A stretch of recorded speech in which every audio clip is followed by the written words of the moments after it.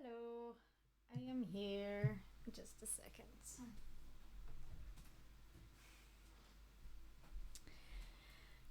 Oh. There's an ad break in progress, but the one person who is talking in the chat is a subscriber, so I think it should be fine. Hello, Mako Cam. I love your little hamster emojis. I think they're hamsters. Maybe it's a chipmunk. Well, maybe the second one's a chipmunk, and then the first one could be all manner of creatures. It could be a blob creature, it could be a shrimp, it could be a hamster. I'm not quite sure, but he's very cute. Let's see if I hover over. No, it just says love sign. But yes, hello. Welcome to another Dracula stream. I plan to do May 12 and 15 tonight. 15 is tiny. I don't know if I heard a cat or not or something. May 15 is tiny, so it's that one will not be hard to do. If I have time and energy, I will do May 16 as well, but it's a bit longer, so we'll see how things are. I still need to post my stories for my last 3 stories for this week. No, last 2 stories for this week. So I do want some time to do that. I was gonna say I'm not as willy-nilly with time as I usually am, but am I willy-nilly with time usually? The first one is closer to Kirby in my mind. I've always assumed the second one was a squirrel. Gotcha, yeah, squirrel fits too. But yeah, now that I see it, he does have a bushy tail, so that would have to be either a squirrel or a chipmunk, but exclusively not a hamster. But anywho, here we are. Can I make the header go away? Hide?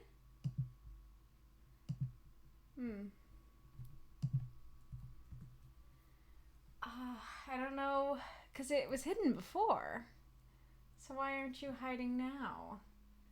If you, I don't even know what to, like, hit besides this to... Oh, maybe don't hit always show ribbon?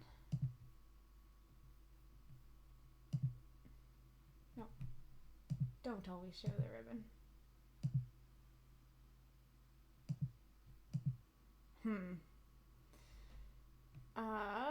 Hang on just a second. I can quick try to look it up. What is that called? The header?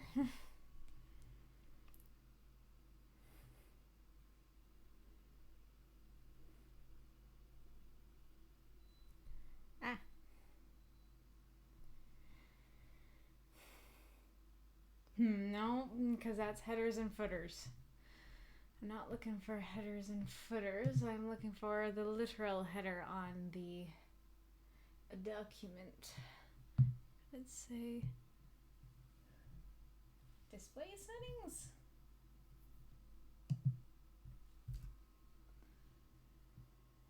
No, that's not what I'm looking for. No, it's not that big a deal, but it annoys me when I see it on the VODs, so if possible, I would like to remove it.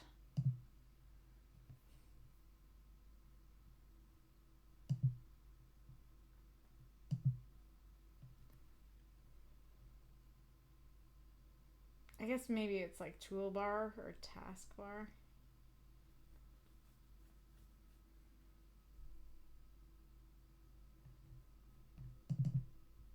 Nope, not that.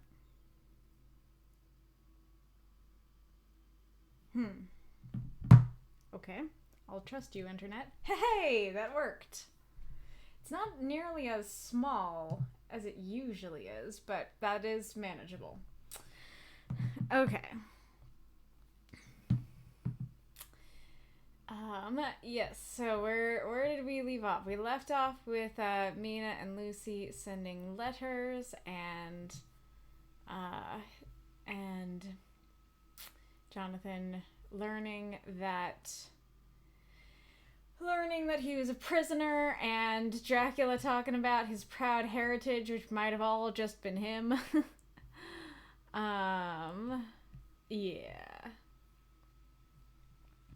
If this chapter that's coming up is what I think it is, it is fun. It is a fun one.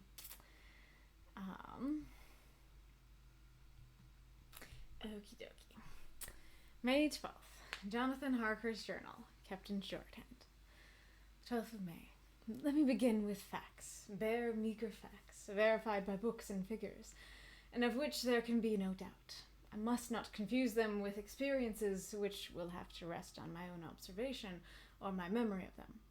Last evening, when the Count came from his room, he began by asking me questions on legal matters and on the doing of certain kinds of business. I had spent the day wearily over books, and simply to keep my mind occupied, went over some of the matters I had been examined in at Lincoln's Inn. There was a certain method in the Count's inquiries, so I shall try to put them down in sequence. The knowledge may somehow or sometime be useful to me. So it has been a while since I've read this, so I apologize if my accents are different or not as good. Alright, first he asked if a man in England might have 2 solicitors or more. I told him he might have a dozen if he wished, but that it would not be wise to have more than 1 solicitor engaged in one transaction, as only one could act at a time, and that to change would be certain to militate against his interest. He seemed thoroughly to understand, and went on to ask if there would be any practical difficulty in having one man to attend, say, to banking, another to look after shipping, in case local help were needed in a place far from the home of the banking solicitor. I asked him to explain more fully, so that I might not by any chance mislead him. So he said, I shall illustrate. Your friend and mine, Mr. Peter Hawkins, from under the shadow of your beautiful cathedral at Exeter, which is far from London, buys for me through your good self my place at London. Good. Now here, let me say frankly, lest you should think it strange that I have sought the services of one so far off from London, instead of someone resident there, that my motive was that no local interest might be served, save my wish only. Hang on a sec, I am getting lost in what's going on here. Okay, so Peter Hawkins buys the place in London. I don't know if you can hear that rumbling outside. I think it's a car.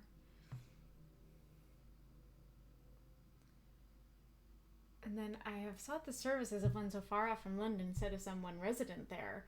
But they're both residents there, right? Peter Hawkins and Jonathan Harker? It's just Jonathan came over here to talk. But he is a resident, so I'm not sure I understand. And as one of London residents might perhaps have some purpose of himself or friend to serve, I went thus afield to seek my agent, whose labours should be only to my interest. Now suppose I, who have much of affairs, wish to ship goods, say, to Newcastle, or Durham, or Harwich, or Dover, which might it not be, that it could with more ease be done by consigning to one in these ports? I answered that certainly it would be most easy, but that we solicitors had a system of agency, one for the other, so that local work could be done locally on instruction from any solicitor. The local work could be done locally, so it is the floor was floor line.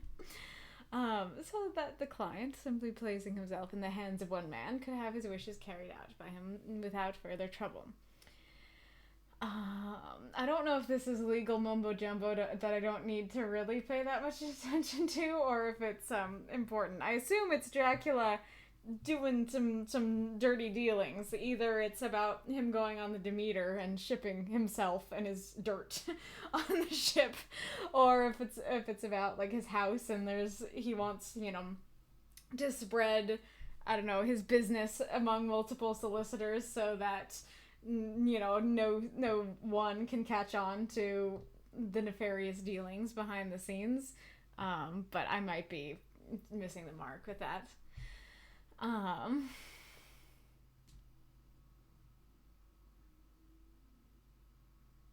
so he's saying, I didn't seek a London resident because he might do something self-serving. I sought someone who would only serve my purposes.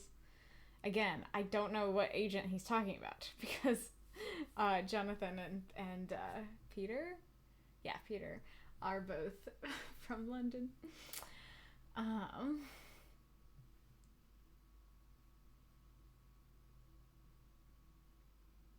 I also love that reading Moriarty the Patriot makes me go, I know that place! That's where Moriarty teaches!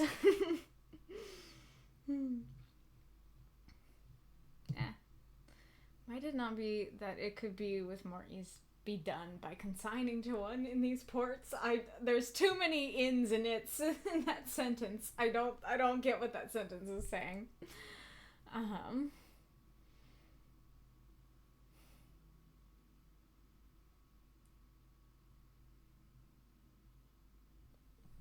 I'm not sure I get it. I also want to, I feel like I might be misunderstanding what solicitor means in this context.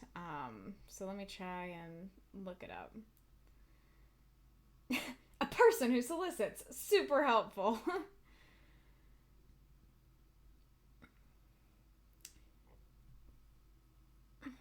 Oh, in England and Wales, so this is probably correct. A member of that branch of the legal profession whose services consist of advising clients, representing them before the lower courts, and presenting cases for barristers to try in the higher courts. Okay, maybe not, because that seems like it's for trials, and this is not a trial. But the other ones are person who solicits, a person whose business it is to solicit business trade. That sounds like what's going on here. An officer having charge of the legal business of a city, town, etc. So that could be it as well. So let me make sure I understand what solicit means. Yeah, so to seek, or entreat or petition. To incite to action. Something else. Okay, yeah, so to solicit trade, to request and petition trade. Okay, so yeah, they just are like a go-between that like, it's like you want to do business and this other guy wants to do business, and so I'll be the go-between that helps you two do business together. That's what it's sounding like.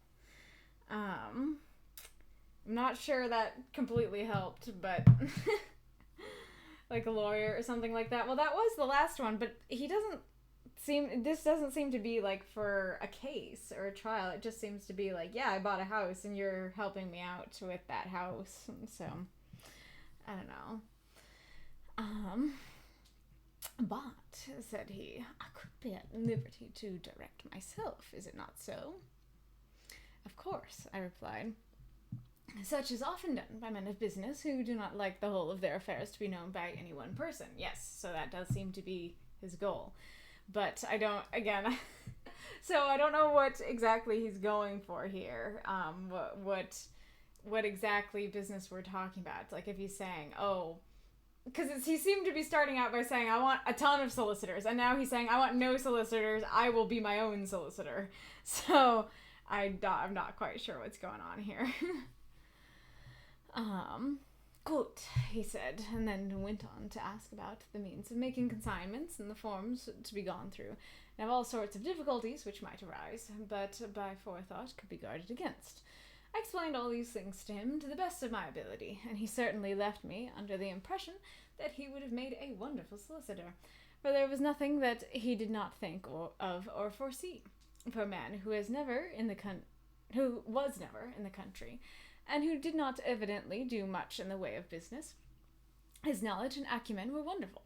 When he had satisfied himself on these points of which he had spoken, and I had verified all as well as I could by the books available, he suddenly stood up and said, "Have you written since your first letter to our friend Mr. Peter Hawkins, or to any other?" It was with some bitter sweetness in my heart that I answered that I had not, that as yet I had not seen any opportunity of sending letters to anybody. Okay, so these might be the letters that he makes him send, and we have not been given a date. He said it happened like a few days ago, right? Yeah, let me begin by saying the facts. Last evening. Oh, okay. So that would be the 11th then, I guess. Yeah. Okay, so maybe the dates are wrong if it is the 11th. But what was I going to say? Oh yeah, and again, we're back to Jonathan. Like, he seems to have two modes. Either it's nothing is wrong, everything is fine, Dracula is great, or it's everything is wrong, everything is horrible, I'm a prisoner, get me out. And so now he's in the, Dracula's great mode, because he just was like, oh my gosh, I'm a prisoner, and trying the doors, and now he's like, wow, Drac, you're so great at business. Like, I have no suspicions of the fact that you don't want people to know your business, and you think of every potential scenario. That's not weird at all. That's not suspicious at all. And right now, my young friend, he said, laying a heavy hand on my shoulder, write to our friend or to any other, and say, if it will please you, that you shall stay with me until a month from now. Do you wish me to stay so long? I asked, for my heart grew cold at the thought. That is another moment of genuinely relatable horror, of it's just like, oh yeah, we're having such a great time, why don't you stay a month? It's like, a month, huh? I thought I was gonna get out yesterday. I desired much. Nay, I will take no refusal. Then your master, employer, what you will, engaged that someone should come on his behalf. It was understood that my needs only were to be consulted. I have not stinted. Is it not so? It's so interesting, because I am curious how different readers would read this, but this doesn't read as ominous to me. And of course it is ominous, but it just seems super polite and like, oh no, I won't take no for an answer. You're gonna stay with me, buddy. And then, but this right here, it's understood that my needs only were to be consulted. And you're right there. That's shifty. What could I do now but bow acceptance? It's Mr. Hawkins' interest, not mine, and I had to think of him, not myself. Buddy, you're a prisoner. You're allowed to think of yourself. It's okay. And besides, while Count Dracula was speaking, there was that in his eyes and in his bearing which made me remember that I was a prisoner, and that if I had wished it, I could have no choice. You forgot? That's something you forgot, Jonathan?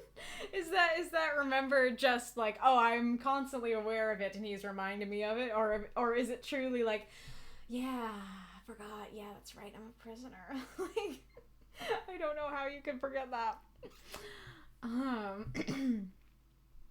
The Count saw his victory in my bow and his mastery in the trouble of my face, for he began at once to use them, but in his own smooth, resistless way. I like that, his smooth, resistless way. I pray you, my good young friend, that you will not discourage of things other than business in your letters. Discourse. You want discourse. It will doubtless please your friends to know that you are well, and that you look forward to getting home to them, is it not so? As he spoke, he handed me 3 letters, 3 sheets. He handed me 3 sheets of notepaper and 3 envelopes. They were all of the thinnest foreign post, and looking at them, then at him, and noticing his quiet smile, with the sharp canine teeth laying over the red underlip, I understood as well as if he had spoken that I should be careful what I wrote, for he would be able to read it. So I determined to write only formal notes now, but to write fully to Mr. Hawkins in secret, and also to Mina, for to her I could write in shorthand, which would puzzle the Count, if he did see it. When I had written my 2 letters, I sat quiet, reading a book, whilst the Count wrote several notes, referring as he wrote them to some books on his table. Then he took up my 2 and placed them with his own, and put by his writing materials, after which, the instant the door had closed behind him, I leaned over and looked at the letters, which were face down on the table. I felt no compunction in doing so, for under the circumstances, I felt that I should protect myself in every way I could. I'm starting, it might be coming back to me. I think he has him backdate him. I think that's why they're not dated for the 11th, is because, well, no, but she couldn't receive them on the 9th. What am I saying? She couldn't receive them on the 9th even if he dated them the 9th. Oh my goodness. Anyways.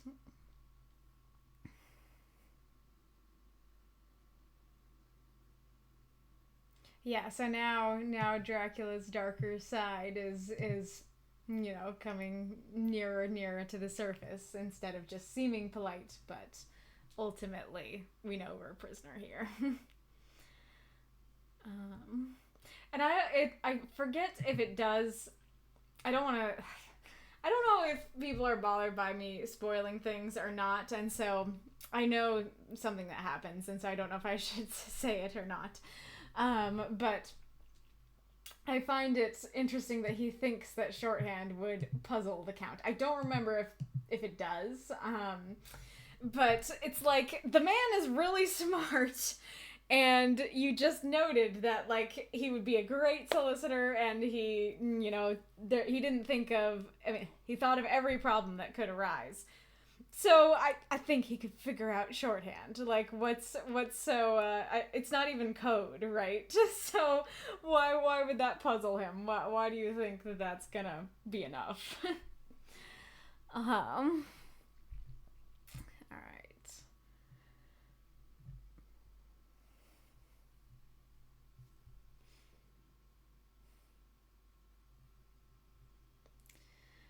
One of the letters was directed to Samuel F. Billington, number 7, The Crescent, Whitby.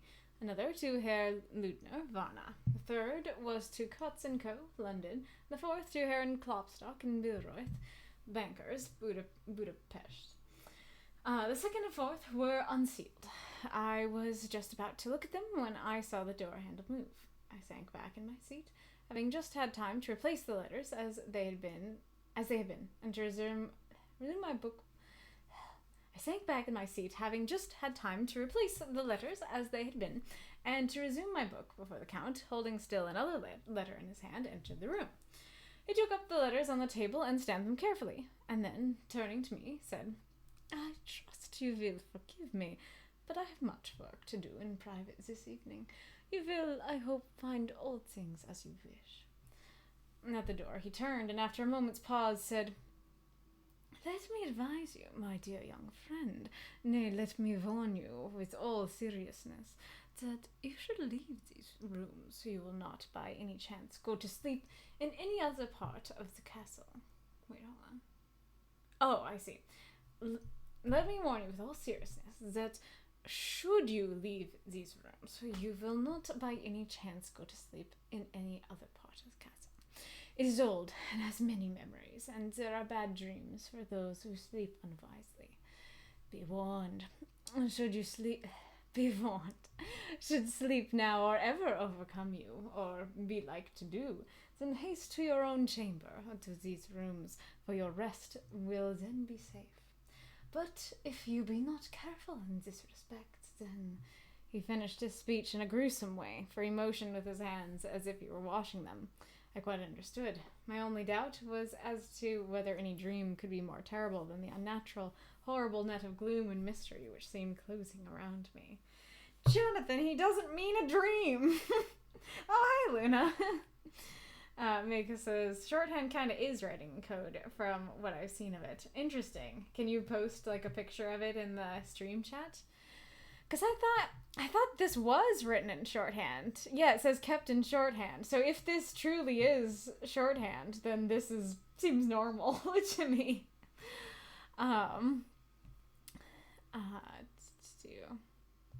I also, going back to what I was saying at the beginning about, like, me going, oh, I shouldn't put all these details in, either in the sense of, like, I can't think of the details myself, or, oh, like, I want to put them in, but they'll bore the reader. Yeah, do we really need all the numbers and everything and the all the addresses in their completion? I mean, maybe not. Maybe they're not completed, but all this like street names and stuff.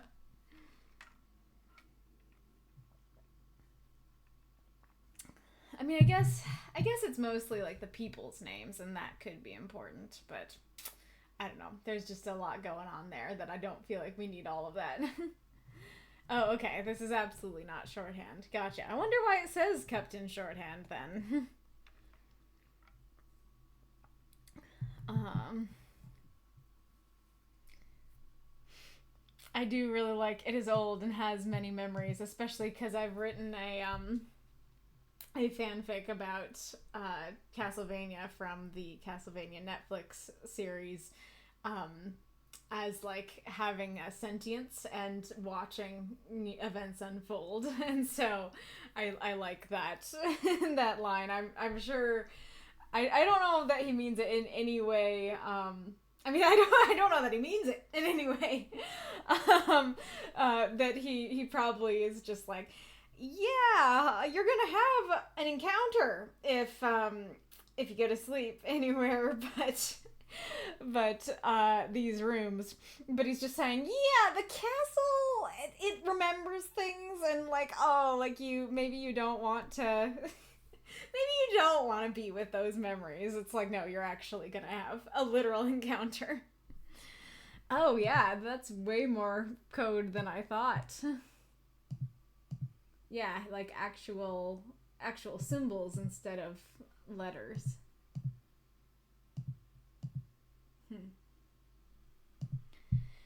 Interesting. I wonder why oh, there we go. Wow, that's wild. That really is, it looks like scribbles.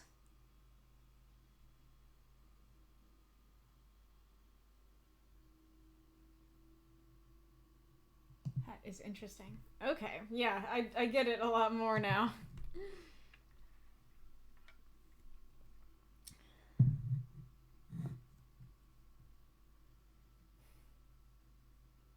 So, it's interesting that it says he finished his speech in a gruesome way for emotion with his hands as if he were washing them. I assume that means, well, if you go to sleep anywhere but these rooms, I wash my hands of it, like, don't say I didn't warn you, it's your fault.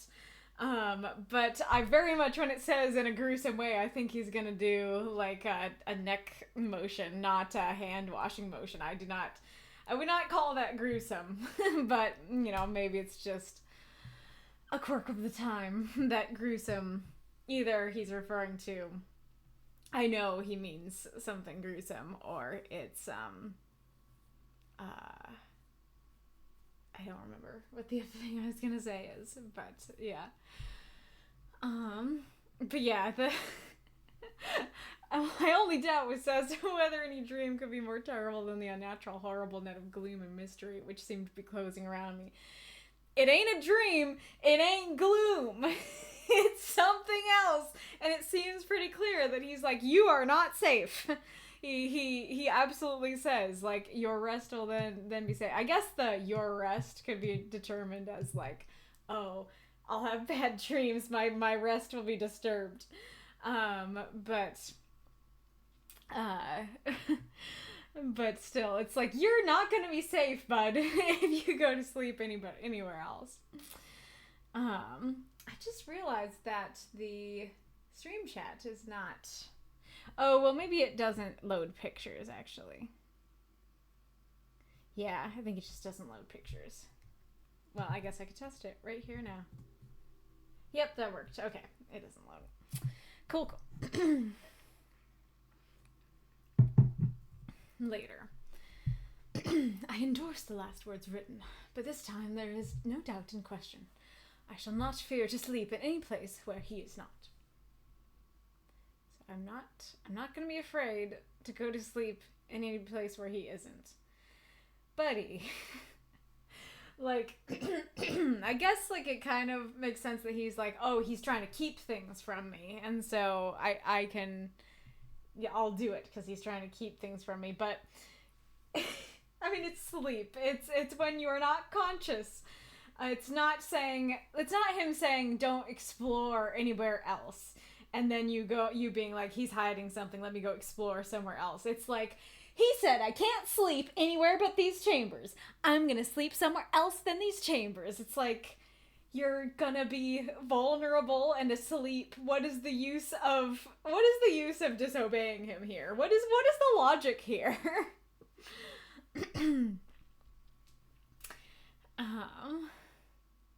I've placed the crucifix over the head of my bed. I imagine that my rest is thus freer from dreams, and there it shall remain. Keep it on your neck, buddy! What are you doing? Like, I guess maybe he's thinking that on my neck it's not gonna protect the head, and so he puts it up above his head to protect his head. But it's like, keep it on your person. The man grabbed your neck, and that is the only thing that saved your life. Keep it there. Especially if I'm correct in thinking that he's saying, like, I won't be afraid to sleep in any place where he isn't. If he's saying, like, aha, I put the crucifix above my bed, everything's gonna be fine. I'm not gonna sleep in my bed. Like, buddy. When he left me, I went to my room. After a little while, not hearing any sound, I came out and went up the stone stair to where I could look out towards the south. There was some sense of freedom in the vast expanse, inaccessible though it was to me, as compared with the narrow darkness of the courtyard. Looking out on this, I felt that I was indeed in prison, and I seemed to want a breath of fresh air, though it were of the night. I am beginning to feel this nocturnal existence tell on me. It is destroying my nerve. So he recognizes that it's a nocturnal existence. Something to think about, Jonathan. I start at my own shadow, and I am full of all sorts of horrible imaginings. God knows that there is ground for my terrible fear in this accursed place. That is true. There is ground for your fear. Like I was about to say, like, I think it's fair that you're starting at silly things when you know that you're a prisoner in a spooky castle and everybody was crossing themselves when you went to this castle. I looked out over the beautiful expanse, bathed in soft yellow moonlight, till it was almost as light as day. In the soft light, the distant hills became melted, and the shadows in the valleys and gorges a velvety blackness. Beautiful image. The mere beauty seemed to cheer me. There was peace and comfort in every breath I drew. As I leaned from my window, my eye was caught by something moving a story below me, and somewhat to my left, where I imagined, from the corner of my rooms, that the windows of the Count's own room would look out. The window at which I stood was tall and deep, stone-mullioned, and, though weather-worn, was still complete, but it was evidently many a day since the case had been there. I drew back behind the stonework and looked carefully out. So, I don't know if it's the same idea, but I'm fully aware that in Frankenstein there's this theme of Victor. I don't know if I've talked about this before, but there's this theme of Victor being like, oh, I feel like crap. And then I walked outside and looked at nature, and I felt okay.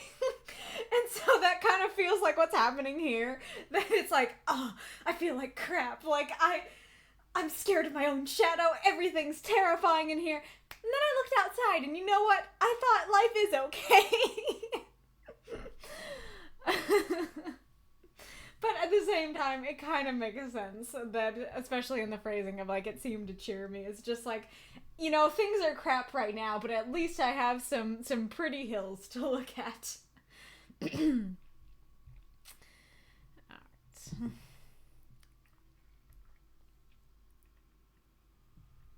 Alright.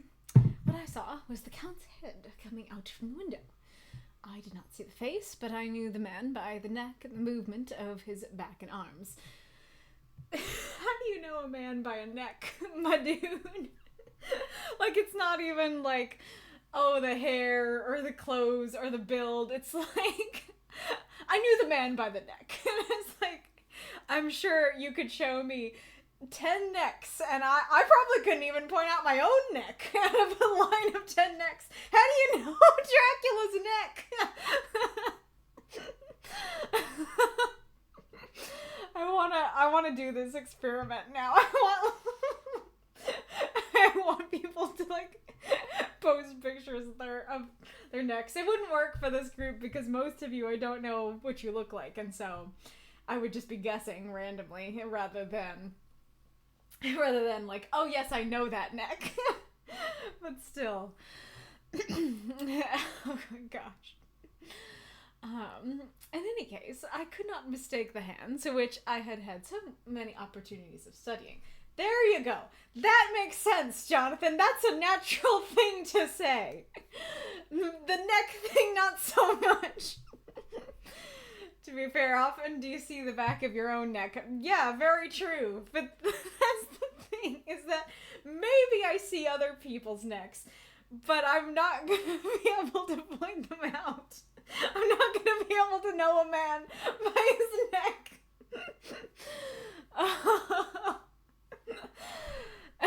Okay.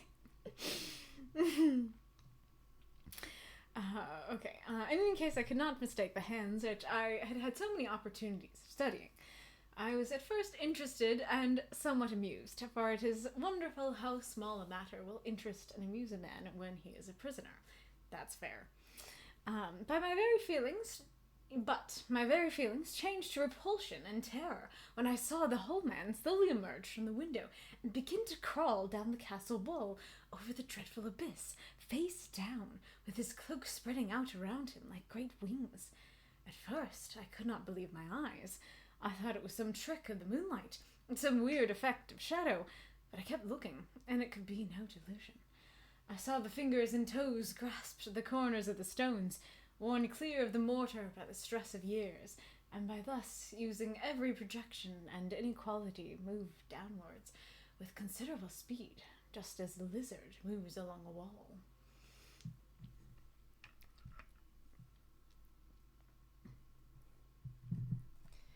Oh, wait, who else does he think is even in this castle? Yeah. Good point that he's specifically noted that there are no servants, and so he's like, yeah, I recognize the man by his neck, and it's like, you can recognize him by the fact that he's the only other person in this castle.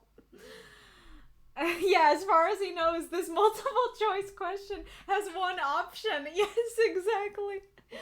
Oh my gosh. But yeah, I don't know if you guys have seen lizards moving along a wall, but here in Texas we call them geckos. I don't know if they are geckos, but just little lizards that will come out, and sometimes they like just scurry on into the house, and they do scurry on up the walls, and yeah, when you try to catch them, they'll be completely still, and then they'll dart up the wall, and so that is indeed a very unsettling image that works quite well. It sounds like a gecko. Yeah, fair enough.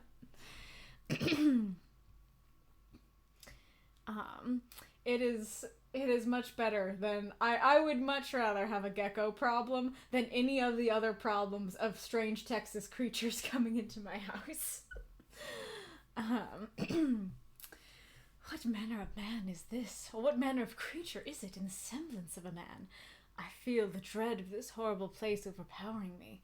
I'm in fear, in awful fear, and there's no escape for me. I'm encompassed about with terrors that I dare not think of. Now you're thinking like a winner, Jonathan. These are the questions that you should be asking.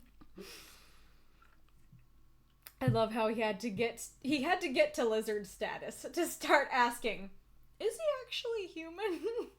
Now, granted, to be fair, Dracula seemed like a perfectly polite host. He just doesn't eat with him, and he has fangs, and all the townspeople crossed themselves and told him not to go, and they also said that the dead travel fast when the carriage showed up. So he has some clues, but I kind of get that maybe you wouldn't question it until you see the man literally walk down the castle wall like a lizard.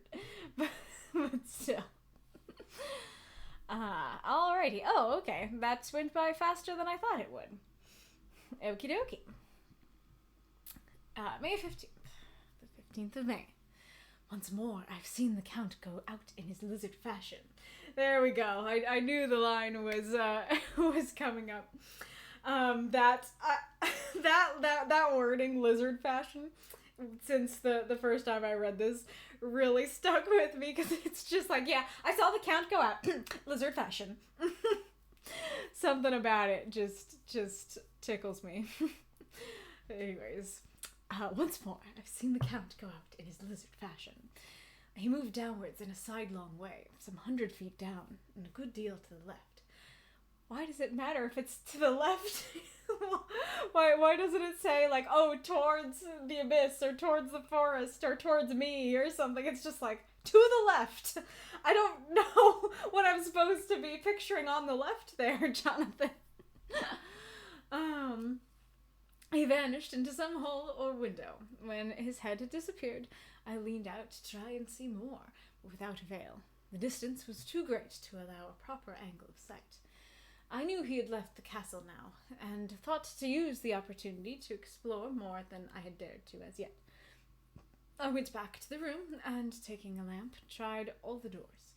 They were all locked, as I had expected, and the locks were comparatively new. But I went down the stone stairs to the hall where I had entered originally. I found I could pull back the bolts easily enough and unhook the great chains, for the door was locked and the key was gone. That key must be in the Count's room. I must watch should his door be unlocked, so that I may get it and escape. I went on to make a thorough examination of the various stairs and passages, and to try the doors that opened from them. 1 or 2 small rooms near the hall were open, but there was nothing to see in them except old furniture, dusty with age and moth-eaten. It'd be really funny if Dracula had, like, a red herring room, because surely he's smart enough to know that if you stick a man in your castle, tell him he has to be there for a month, and he can't enter, he should not, cannot, will not enter any rooms that are locked. Surely you know enough about human nature to know he's going to try to get into those rooms.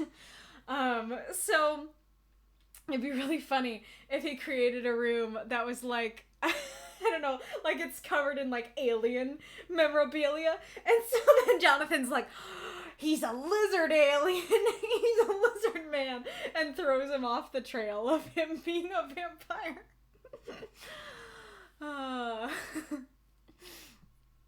Anyways. At last, however, I found one door at the top of the stairway, which, though it seemed to be locked, gave a little under pressure.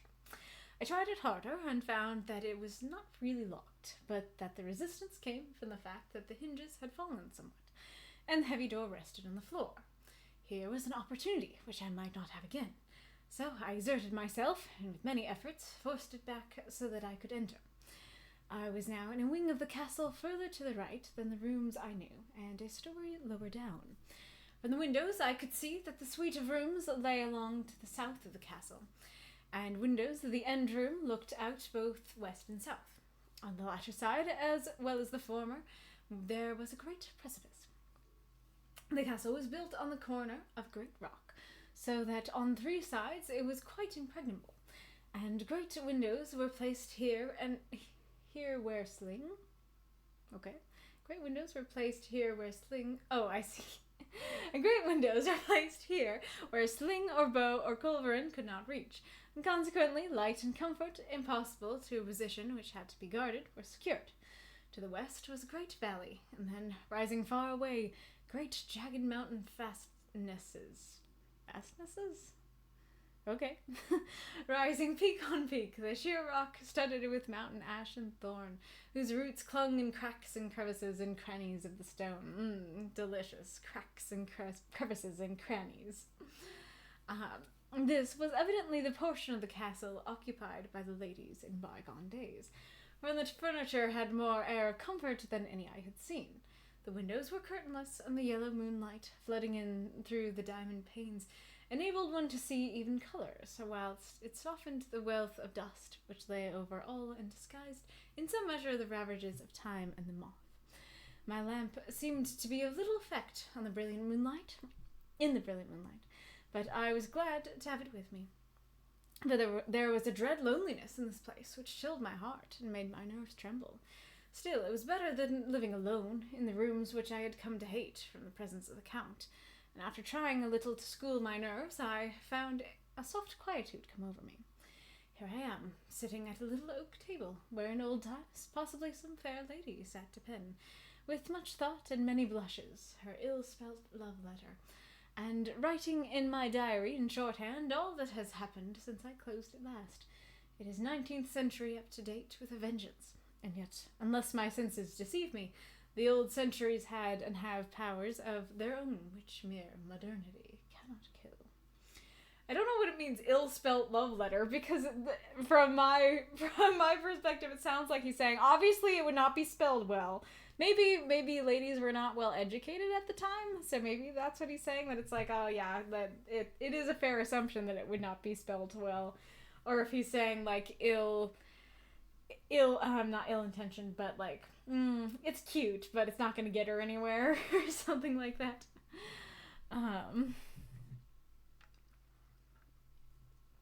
I like the phrasing of school my nerves. That's fun.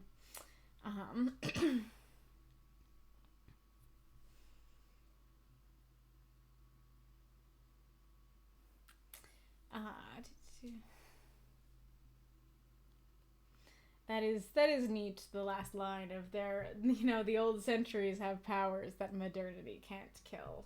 That's a neat idea.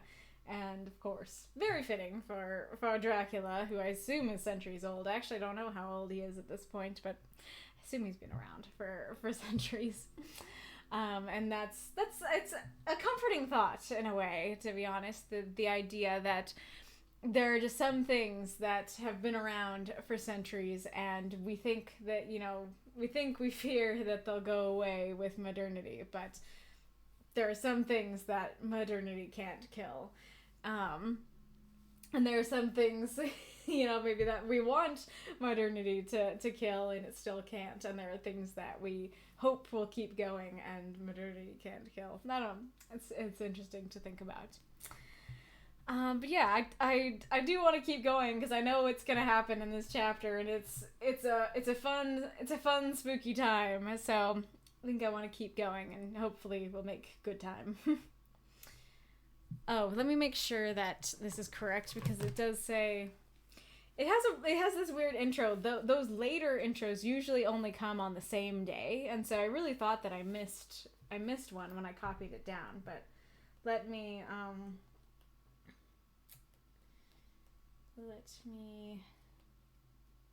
look for it in the actual book.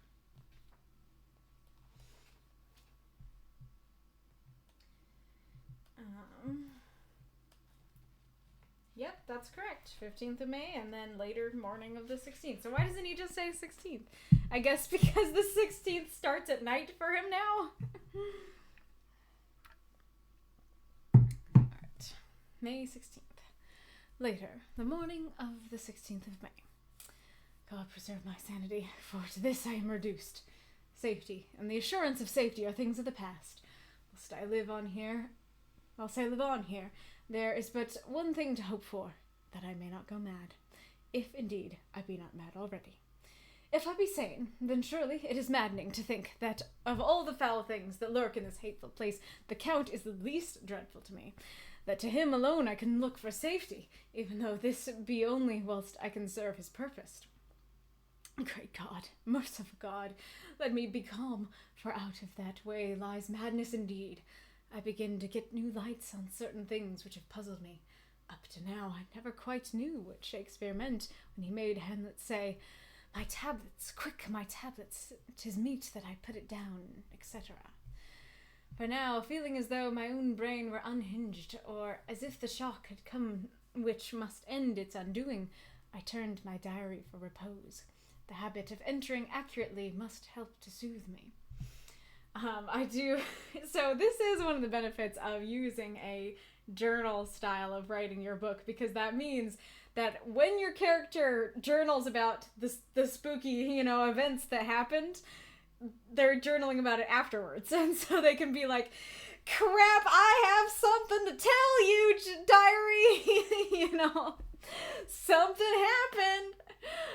Which makes you want to keep reading, and it's really fun. And again, you're thinking like a winner now.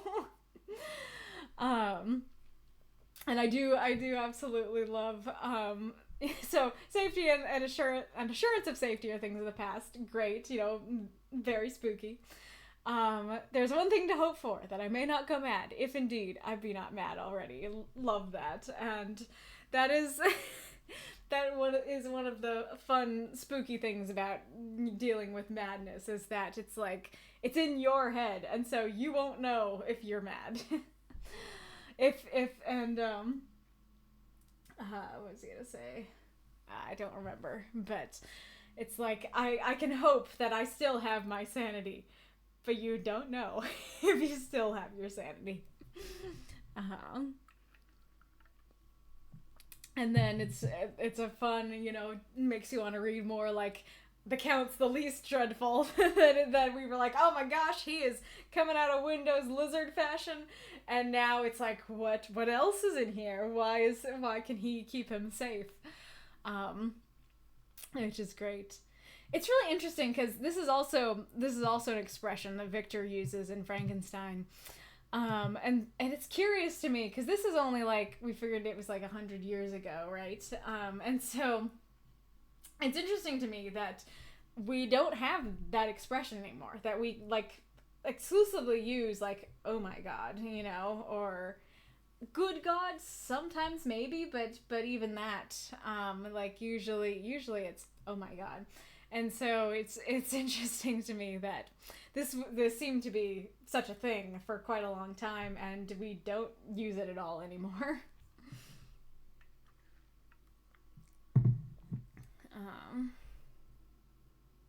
Oh yeah, so can I find...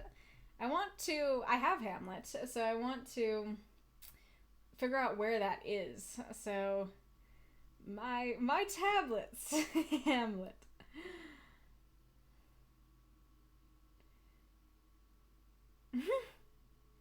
I don't know what that is, but it is,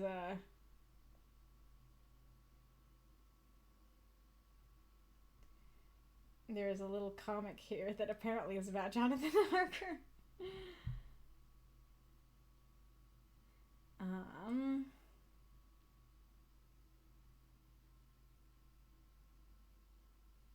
It says Act 1, Scene 5.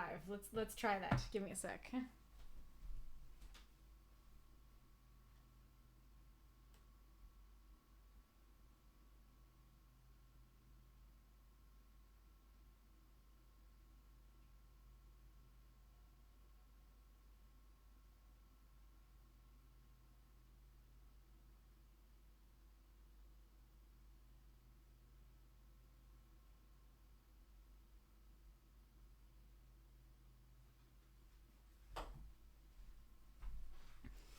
All right.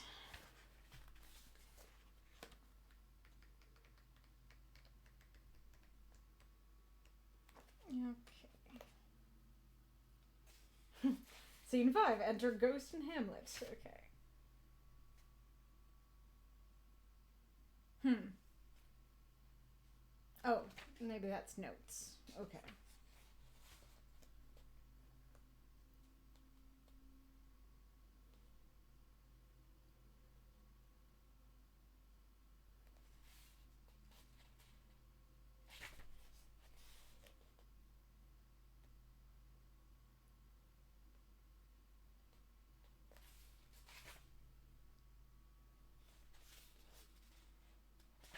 Maybe it's at the end. Let me check the end, because I'm assuming it means he wants to write down what the ghost said. Nope, not at the very end, at least. There is one of my favorite lines. There are more things in heaven and earth, Horatio, than are dreamt of in your philosophy.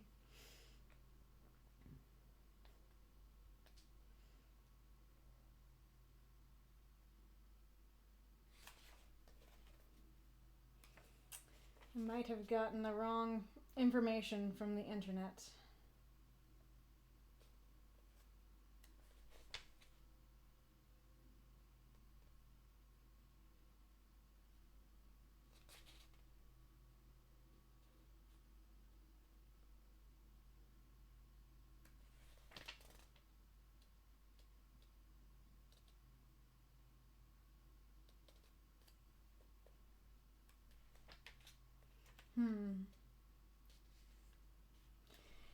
Can one of you look it up for me? I think I got the wrong information, so I'll keep reading, but can one of you look up this in Hamlet so we can try to find it and read it in the context? But out of context, it seems very strange. Like, I assume it's just saying, like, quick, I want to write this down. Like, this is too juicy. I have to write it down.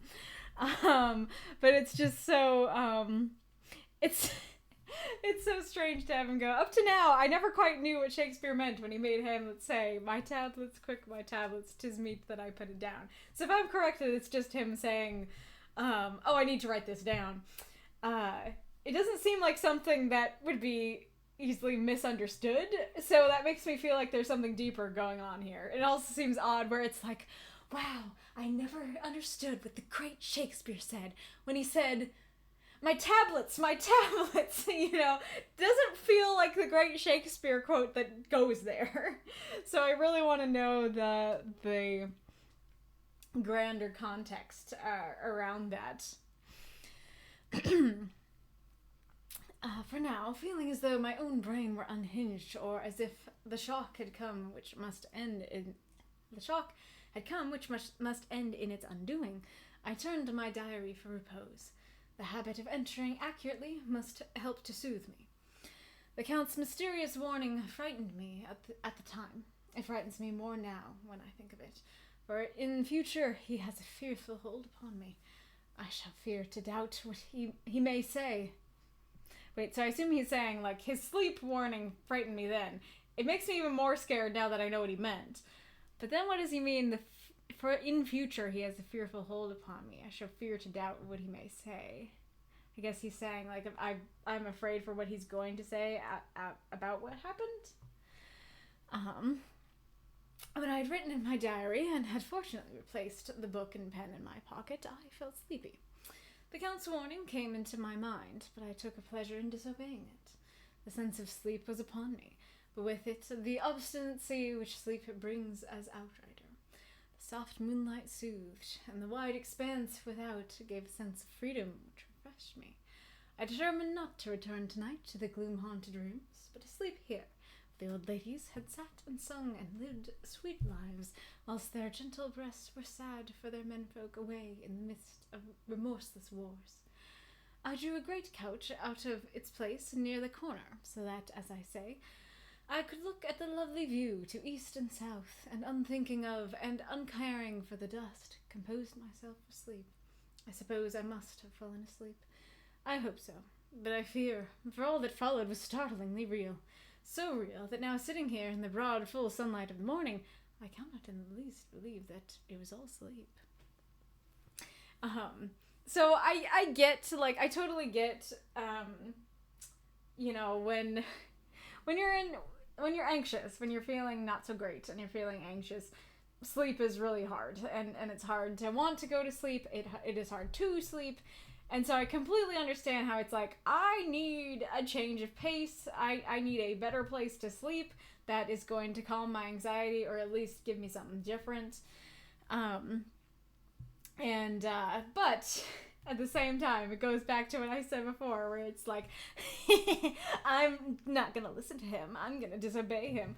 What are you going to do, Jonathan? You going to sneak around? I am going to sleep in an unknown place where anyone can attack me. It's like, yeah, great plan, Jonathan. You stick it to Dracula, you know?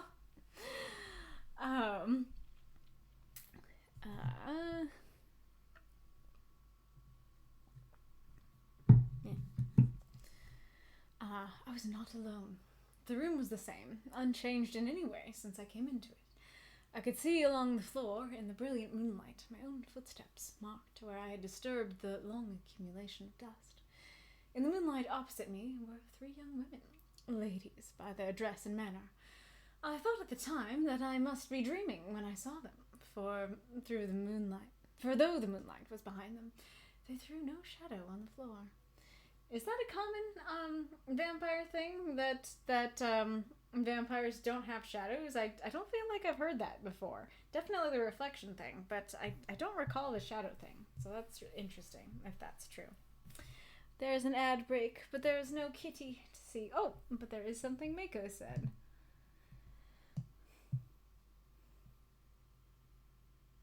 I'm gonna use my phone because it's very small.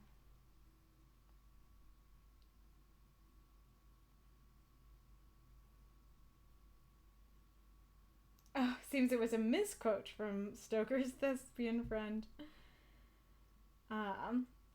Table. Notice 2 things. The word is tables, and it's not repeated. There may well be other versions. Of course, I haven't checked them all. Hamlet uses the word table earlier in the speech when he says, "Remember thee, yea, from the table of my memory I'll wipe away all trivial fond records." The tables are primitive notebooks. It's as if Hamlet's earlier use of the word figuratively makes him want to write down what the ghost said, lest he forget. There is irony for you. It's the sort of psychological prodding which words often perform in Shakespeare. But it's just saying, like, oh yes, it's basically saying, like, from the book of my memory, I wipe away all trivial fond records. And then it's like, aha! And then he actually writes something down in a book. And it's like, am I missing something? That doesn't seem, like, super, like, ironic and cool. It's just, like, he used the word in a figurative way, or to mean, you know, the book of his mind. And then he did it literally.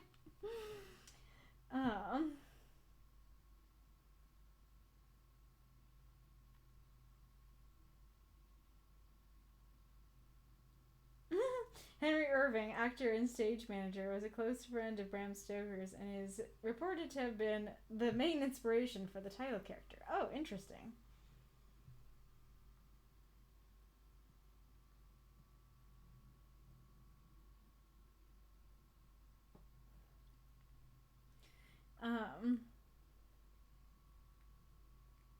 Okay, so it is Act 1, Scene 5.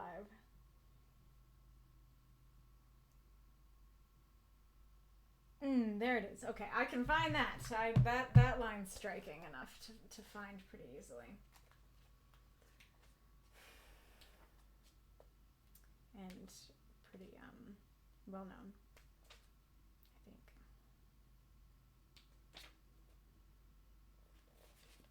Oh, it might be when he's talking to Horatio, actually.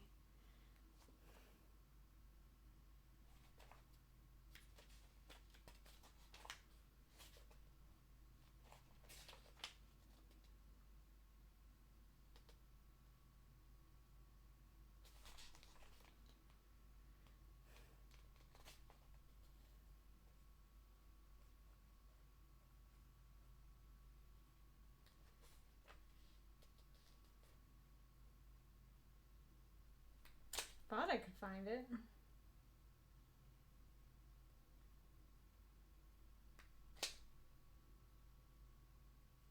Well, there's the other line.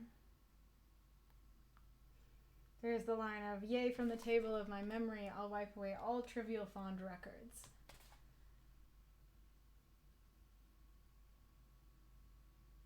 There it is. Okay, it's the same. Okay. Okay, so this is, this is what I thought it was when I saw the villain line. So the ghost exits, and then this is Hamlet going, "O all ye host of heaven, O earth, what else? And shall I compel hell? O fire, hold my heart, and you, my sinews, grow not instant old, but bear me stiffly up. Remember thee?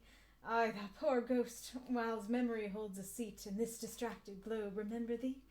Yea, from the table of my memory I'll wipe away all trivial fond records, all saws of books, all forms, all pressures past, that youth and observation copied there, and thy commandment all alone shall live within the book and volume of my brain. unmixed with baser matter. Yes, by heaven. O most pernicious woman! O villain, villain, smile, damned villain! My table's meat it is, I set it down, that one may smile and be a villain. At least I am sure it may be so in Denmark. He writes, so uncle, there you are.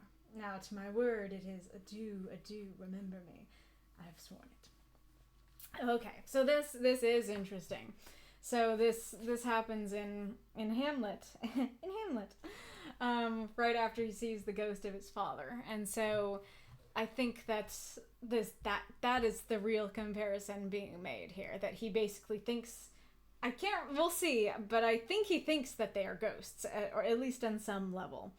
And so it's him going like, oh, I understand now,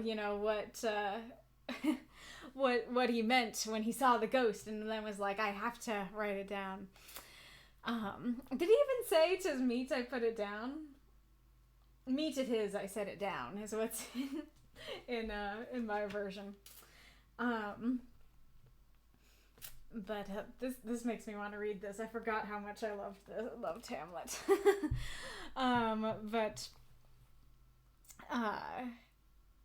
What was the other thing I was gonna say? Oh yeah, the other thing I was gonna say is he mentions Hamlet earlier.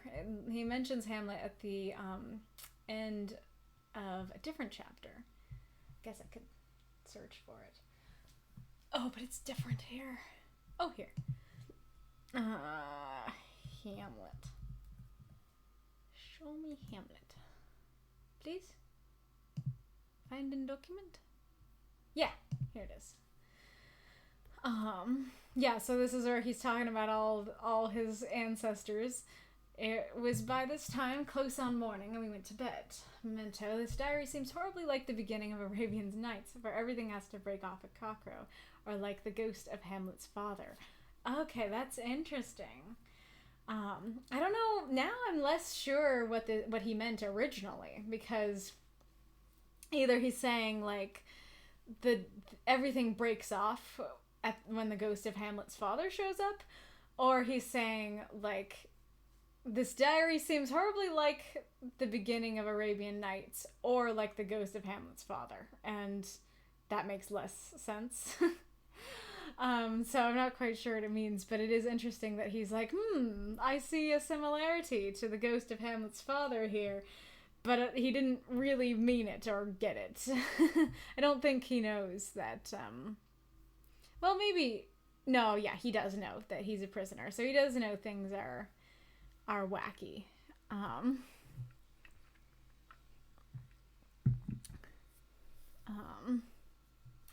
Yeah, so I actually don't quite know what he means here, but this is interesting. What was I gonna say? I was gonna say something else. Oh, I was gonna say that... Oh my goodness, and it just left my brain again. What was it? Oh, I don't remember. I'll say it if I remember. Okay, but it makes more sense now what that person was saying about, like, the literal and figurative, because it's in the same paragraph that it's like, I'm going to wipe my mind of everything but what my ghost dad said. and then he's like, and I'm going to write it down too. This is going to be the only thing in my head, and then I'm going to write it down. So, that is kind of interesting.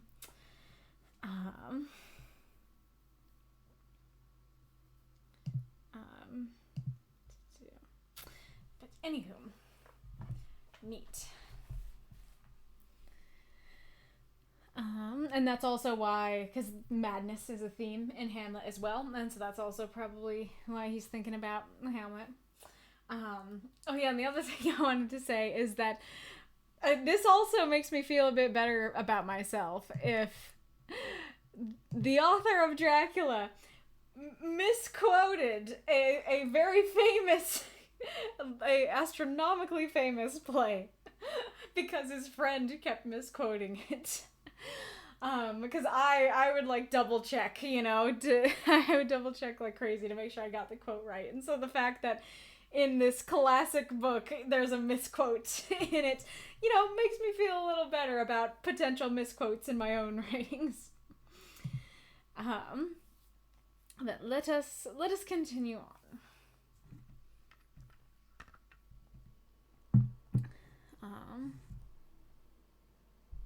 Oh yeah, so I took pleasure in disobeying it. He's like, I'm a little sneaky, but didn't just misquote it. If that post is correct, they'd say that line in the play. What do you mean? I meant it as like misquoting the play. That they would say, in the play, my table's meat it is, I set it down. And then he misquoted the play? Or are you saying that like his friend was like an actor in like a Shakespeare troupe? Okay, yeah, I mean when they performed the play, they added the line, oh gosh. Amazing. So they potentially had the play memorized but had that part off, and so they would perform it wrong. Oh my gosh. Well, it makes a little more sense as to how it got into Dracula as a misquote, and why he'd be so sure that he was correct if that is the case. But still,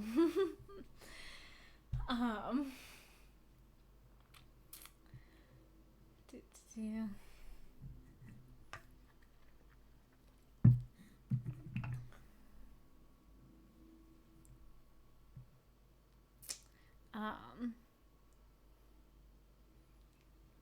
I was not alone.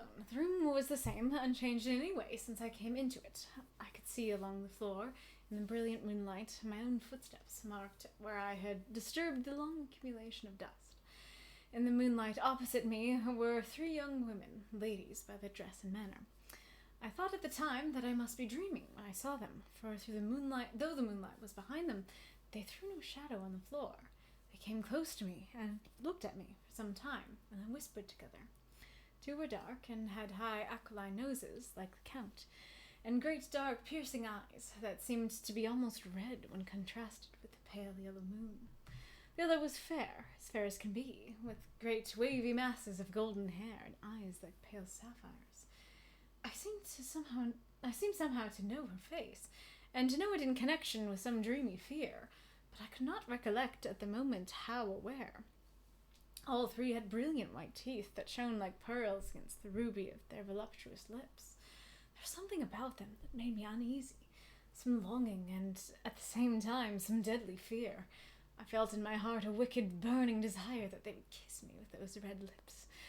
It is not good to note this down, lest some day it should meet Mina's eyes and cause her pain, but it is the truth. They whispered together, and then they all 3 laughed. Such a silvery, musical laugh. As hard as though the sound never could have come through the softness of human lips. It was like the intolerable tingling sweetness of water glasses when played by a cunning hand. The fair girl shook her head coquettishly, and the other 2 urged her on. I do love the image as silvery. I love describing a sound as silvery, but I can imagine that, and then this intolerable tingling sweetness of water glasses when played by a cunning hand. So it's not just this image of sweet and gentle and high. It's like this resonance. It's like it's resonating with his frequency. I think that's really cool.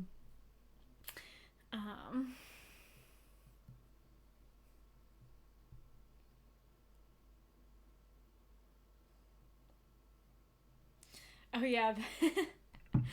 So a couple things. First of all, it speaks to either Jonathan's innocence or the innocence of the time overall that kiss is what he thought, because I feel like the thoughts could go much deeper, much faster than just a kiss, and so it kind of actually is endearing that he's I want them to kiss me. And nothing else. But that also could just be the vampire magic. It could specifically, be talk about they're gonna nom on him. They're gonna chomp him with their fangs, or they want to. And so it wouldn't have worked very well with anything else. But it's still cute. And then the fact that he's I shouldn't write this down because it's going to cause Mina pain, but it is the truth. again, is actually more endearing to me, that he's like honestly writing it down and isn't hiding it. And then his reaction is like, I don't want to cause her pain. It's not like she's gonna find it and she's gonna yell at me. It's gonna cause her pain. Like that shows he really does care about her. He's like, I don't want to cause her pain, but you know, it is the truth. Oh, I remembered what I was saying. So, what I was gonna say. So now that I know what shorthand is and that it really is like code, this makes a lot more sense. It's not like a way of shortening your speech. It's not using English words in a specific way. It's literally symbols. And so basically I think it's saying this was in those symbols, but it's translated into English for you. Probably more rules of decency. Like, that might have been as risque as he could write and get it published. I don't know. It's possible. It's possible. Yeah, so and I guess that if that's the case, that could mean that it means something more than kiss, but the word kiss is all he could write down, potentially. This image is spooky to me. This doesn't sound pretty. It sounds spooky, but maybe that's exactly the point.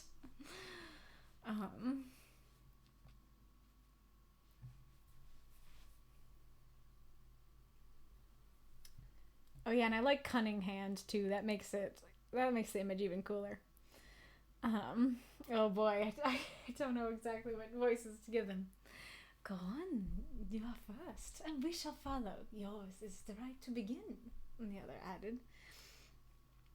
He is young and strong. There are kisses for us all.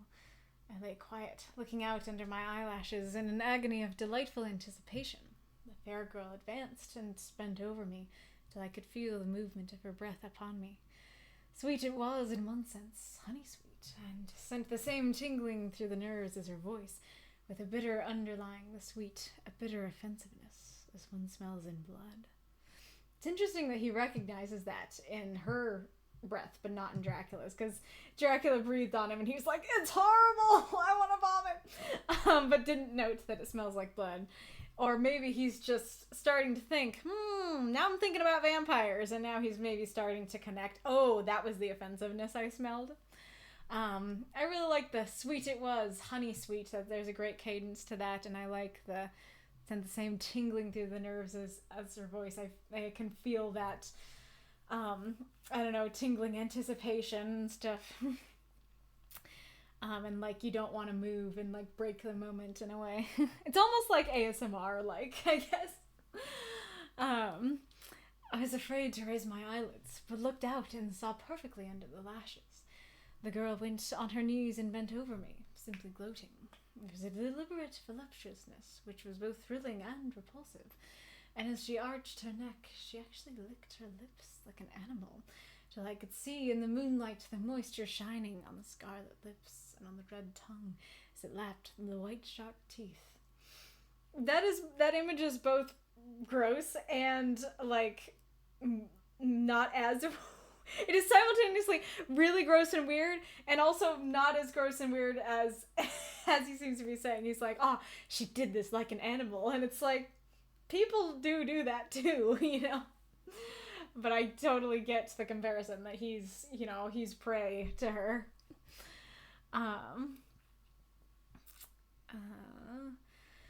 Lower and lower went her head as the lips went below the range of my mouth and chin and seemed about to fasten on my throat. Then she paused, and I could hear the churning sound of her tongue as it licked her teeth and lips.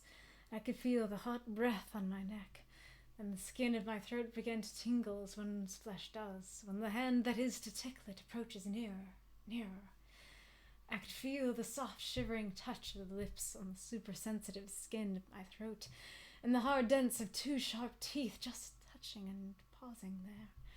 I closed my eyes in a languorous ecstasy and waited with beating heart. But at that instant, another sensation swept through me as quick as lightning.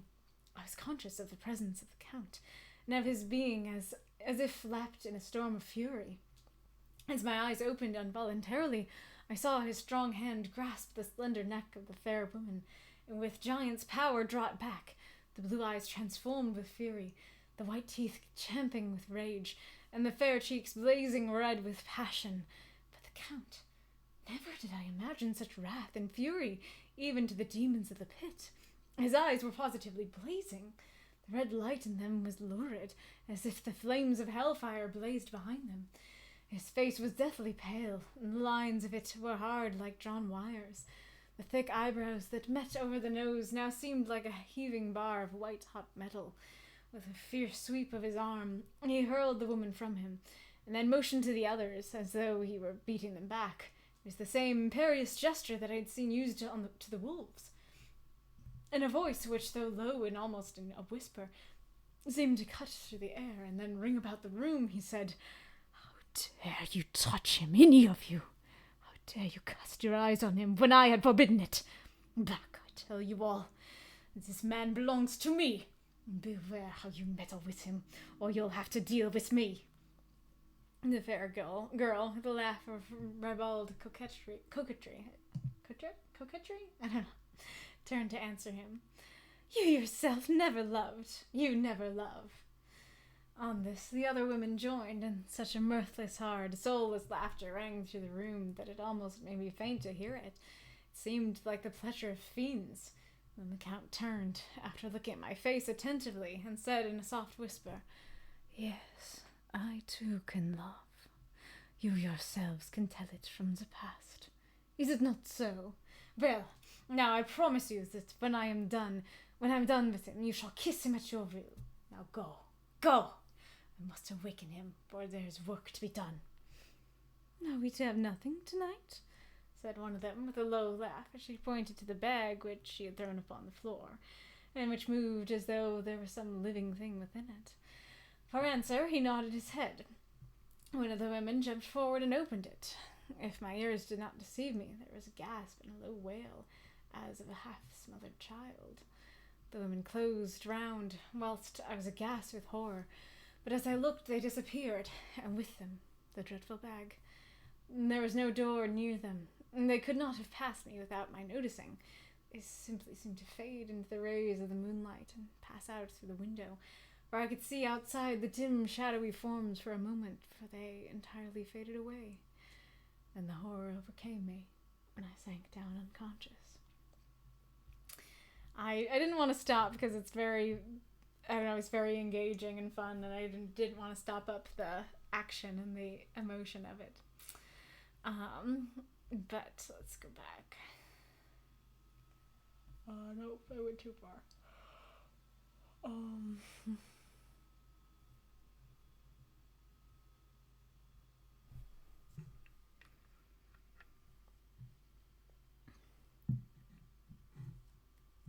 Oh yeah, this is, so I really like near, that's great. This is really well described. I can really feel that anticipation. I can almost feel like the tingling on my skin. It's very, very well done. And we have the waited, that's great too. And then it breaks with the Count coming in, and I like the quick as lightning. I can totally imagine. I don't know if he can teleport, or if he does teleport, or if it's super speed, or if he doesn't have super speed, but it feels like some kind of vampire power that he would just suddenly be like, you blink and suddenly he's there, kind of thing, like lightning, which is really neat. And then it's interesting, he says, I was conscious of the presence of the Count, almost like he didn't see him, but sensed his presence first, which makes me wonder if there is actually some, like, vampire presence sort of thing. And lapped in a storm of fury, that's great. And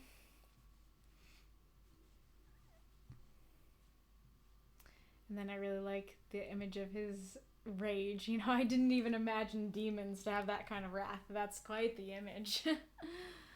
I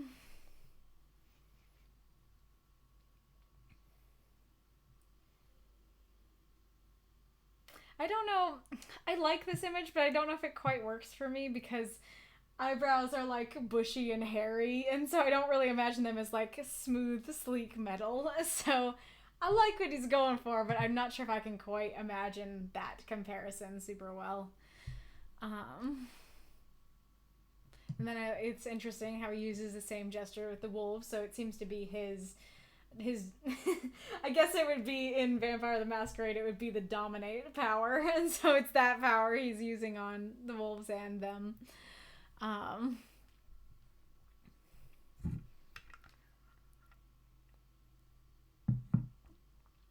Ribald coquetry is I don't quite know what it means, but I like the cadence of that.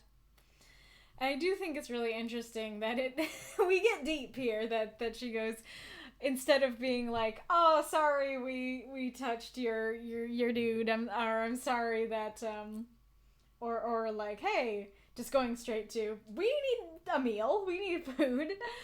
Instead she like goes to the jugular and is like, you've never loved. You know, you yourself never loved, you never love. And it's really interesting how he says you can tell it from the past, which kind of implies that he loved them in the past but doesn't anymore. Like he finds a wife and he does love this wife, and then he kind of tosses her aside or just leaves her to hang out in the castle and doesn't really care about her. This line though, I was remembering, I was like, I know there's a line in here that seems a bit gay to me. And it's this. He looks at Jonathan and says in a soft whisper, yes, I too can love. I don't think that that's the intended meaning of it, but I don't know how I'm supposed to view that. Like, that very much seems like, yeah, I love Jonathan. I deeply love him. And I don't think he even does. I don't think he even does love Jonathan. I mean, I guess we'll see. But I think he just wants to use him, to get to England. So I don't know if it's like meant to be just a coincidence that he's looking at Jonathan, that he's saying in general, yes, I can love you. You know that I am capable of that. But I don't know. It's quite the line. I do like it though, regardless of what it's meant to mean. I do like the, yes, I too can love that. That is, like I said, we got deep, and she went for the jugular, and he, just replies in kind. And then again, it seems like this seems like a censor here. Like on the other one, it doesn't read like a censor, but in this one, it's just like, when I'm done with him, you all shall kiss him at your will. That kind of thing. That it's like, you can eat him, but it's like, yes, you can kiss him. And maybe that's exactly the point. Maybe he fully means, yeah, once I'm done with him, you can eat him. But, he can't say that in front of Jonathan. So he's like, you can kiss him later, but not right now. And it's interesting that he does say, I must awaken him, like he really is asleep. And so I don't remember if that's ever explained, but it is interesting that it seems like he's dreaming, but he's not. It makes me feel like he's in that space where you're not fully asleep, but you're not awake either. That place where you like can do hypnosis, basically.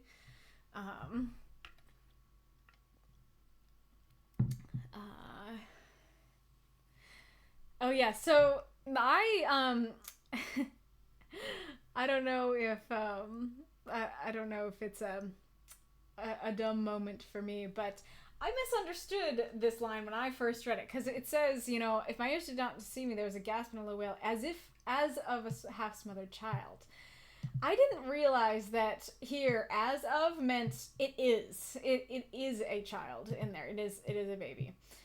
Inside that bag. I thought this was a metaphor, that it's like, oh, there's this gasp and a wail like a child, but it's, as a child, but it's not actually a child. And so I was kind of thinking like, oh, what kind of like creature, what strange monster creature or animal or wolf or whatever is in there, not realizing, no, it is a half-smothered child in there. So if any of you have that same confusion, yeah, I'm clearing it up for you now, and it ain't fun. It is bad news. And it is interesting. Like, I don't know if there's like intentional symbolism in there, but it is like this twisted thing where it's not just like a male vampire, eating a baby, but like especially having, female vampires eating a child, is very, is like especially this unnatural and horrifying image, I think that is like there have definitely been like genuinely spooky things, before this point, but them doing that, which you'll see it again, there's gonna be more stuff about it, is that to me is like now that's actually horrifying, not just like, oh haha spooky, like that is gross, I don't like that.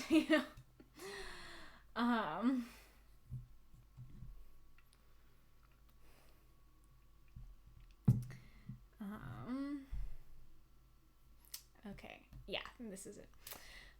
Chapter 4. Jonathan Harker's journal continued. I woke in my own bed. If it be that I had not dreamt, the Count must have carried me here. I tried to satisfy myself on the subject, but could not arrive at any unquestionable result. To be sure, there were certain small evidences, such as that my clothes were folded and laid by in a manner which was not my habit. My watch was still unwound, and I am rigorously accustomed to wind it the last thing before going to bed, and many such details. These things are no proof, for they may have been evidences that my mind was not as usual, and from some cause or another, I had certainly been much upset. I must watch for proof. Of one thing I am glad, if it was that the Count carried me here and undressed me. He must have been hurried in his task, for my pockets are intact. I'm sure this diary would have been a mystery to him, which he would not have brooked. He would have taken or destroyed it.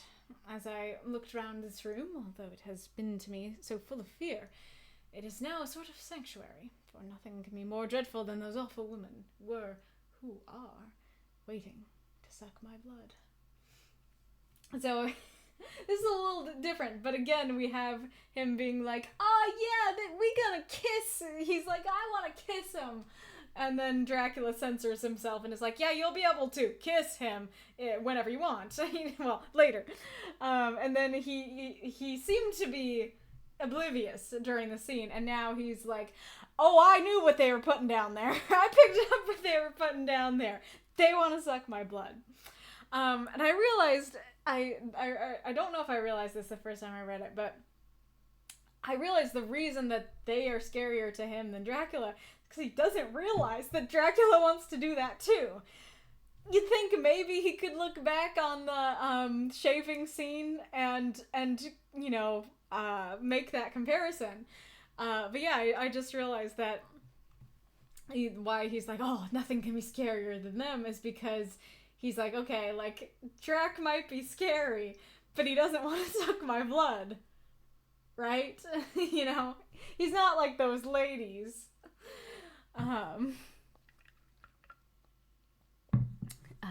And then I do love that it's like, oh yes, like, there are evidence that this terrible dream about the vampire ladies are real.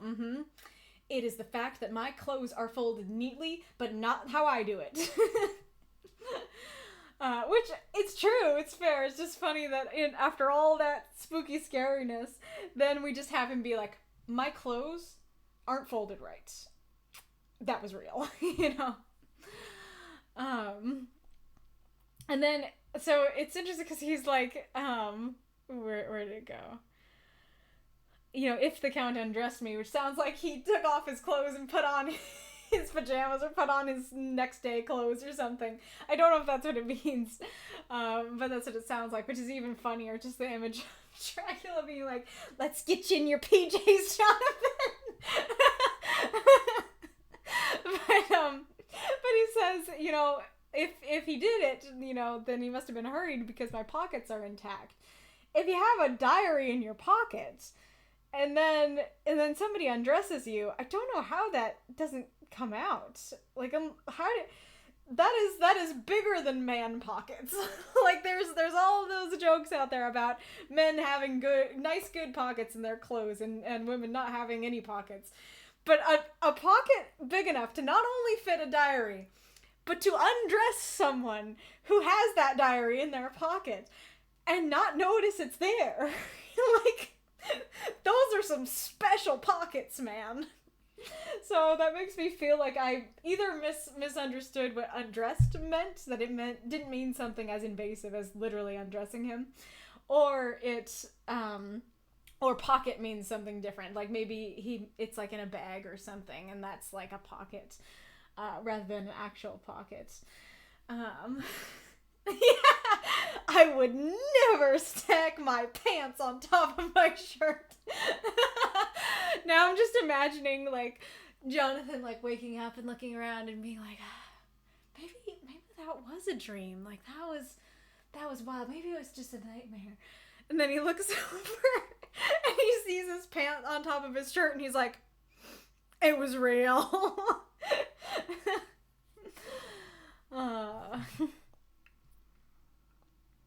Also, I think it's interesting that he said earlier, like, oh, if I write in shorthand to Mina, it will puzzle him. And here he says, okay, if he found this diary, it would have been a mystery to him, which he wouldn't have brooked. He would have taken or destroyed it. Shouldn't you connect those two things? That if you write in shorthand, and hoping that it'll puzzle him, but he'll still send the letter, he's probably gonna either take it or destroy it. I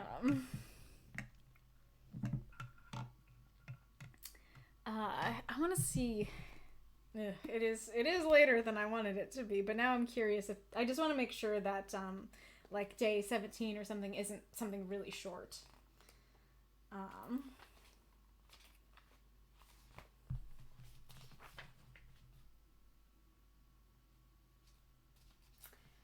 Okay, the 18th seems to be shorter than anything else I have read so far.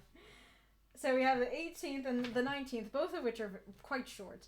And then the 28th seems to be the next more decent thing. So I think I might grab those real quick.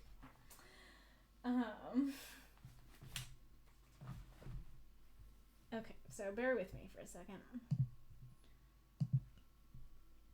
Okay.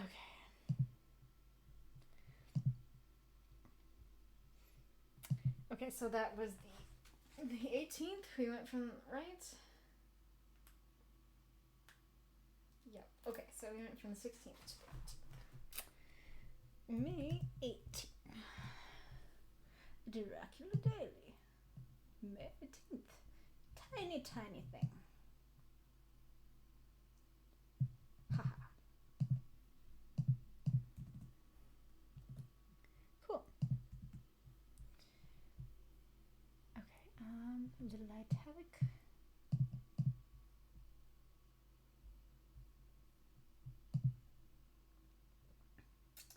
And then, yeah, okay, there's that. And then May 19th. Cool. Oh, yep, I can see the end of May 19th. This is when he sends the letters.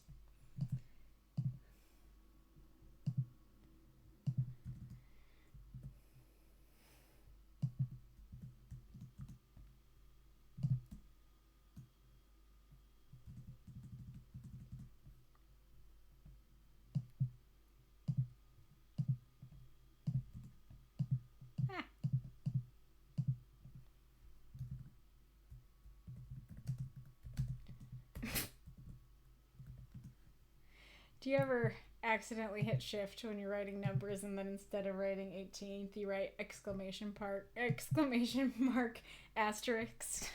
Because I just did.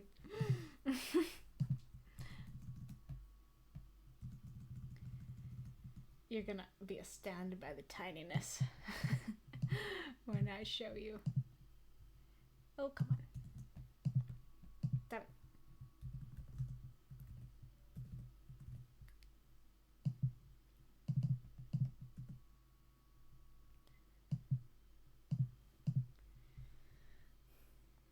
Any italics to speak of? Not that I can see. Okie dokie.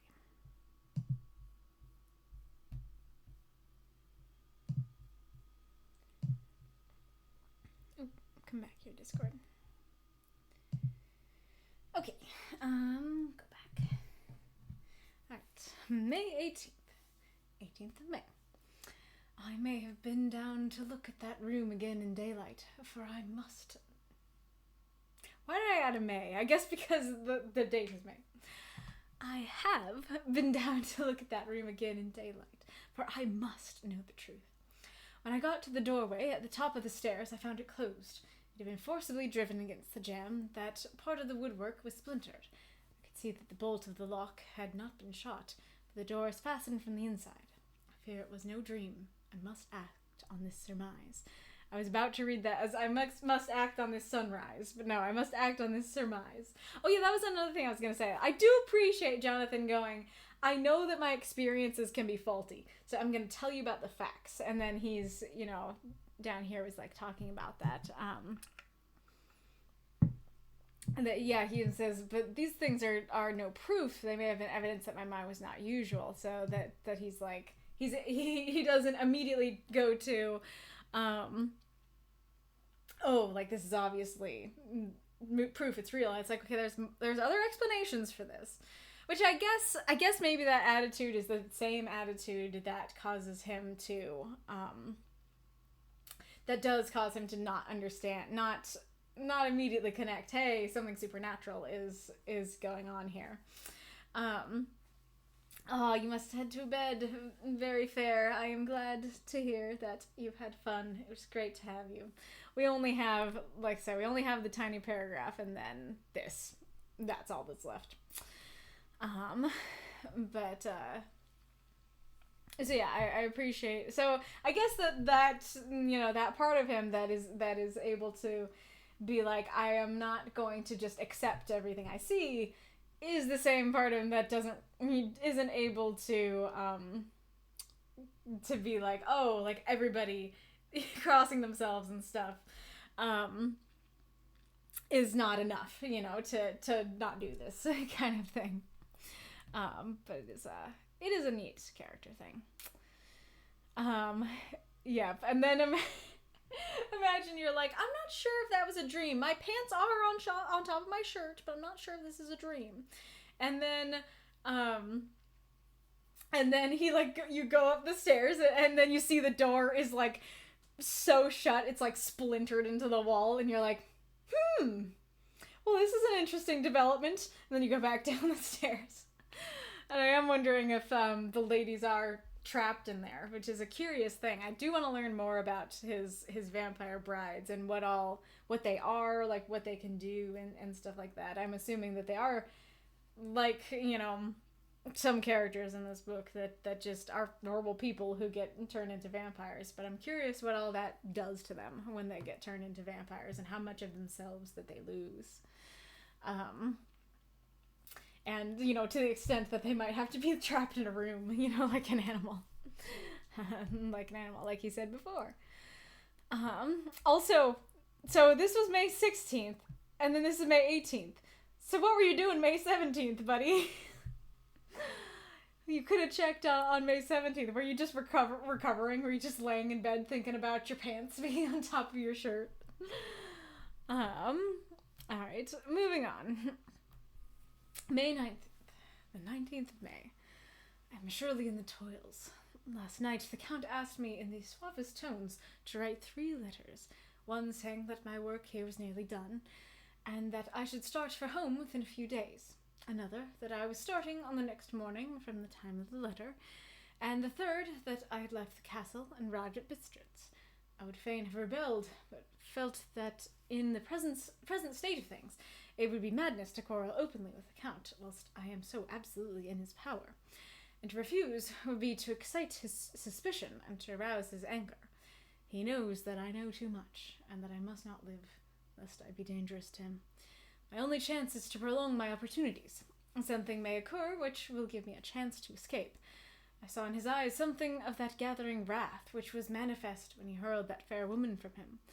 He explained to me that posts were few and uncertain, and that my writing now would ensure ease of mind to my friends, and he assured me with so much impressiveness that he would countermand the later letters, which could be held over at Bistritz until due time in case until due time, in case chance would admit of my prolonging my stay.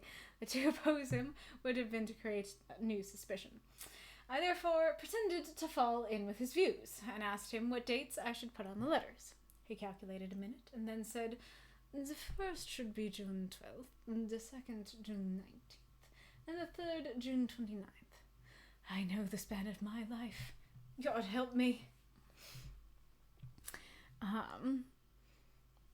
And so he is fully buying into that. Yes, he is a prisoner. Things are not going so well for him, and he is ready to start planning his escape. So good, all good mentalities to have.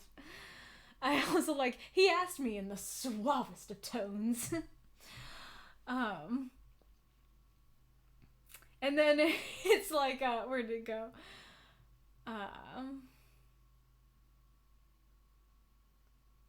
It would ensure ease of mind to my friends. And it's like, oh yes, you'll write these and they'll ensure the ease of mind to your friends. And you're like, it doesn't ease my mind. In fact, it rather uneases my mind quite a lot.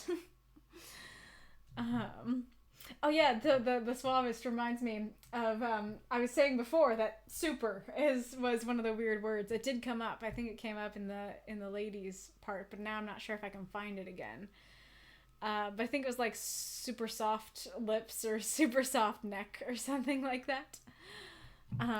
Super sensitive skin on my throat. Yeah, that it works, but it sounds like a little awkward and modern. It is funny how that is. That seems like a more modern word, but the thing is, like, we don't really use it in that way. Like, we would just say the sensitive skin on my throat. It is weird.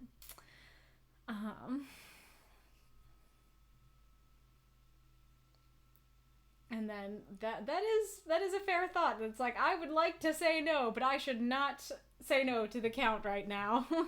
I like that phrasing of when I'm so absolutely in his power. That is true. And then excite his suspicion and rouse his anger. I like that as well. He knows I know too much, and that's great too. And then I must not live lest I be dangerous to him. Also, that's great. This right here, like, a good thing to look for, but it's like something may occur which will give me a chance to escape. Kind of feels like vain hope. It's just like something might happen that might help me escape, as opposed to like, yeah, something's gonna happen. You know, I'm gonna make it happen. It's just like, oh, there might be a circumstance. Hopefully.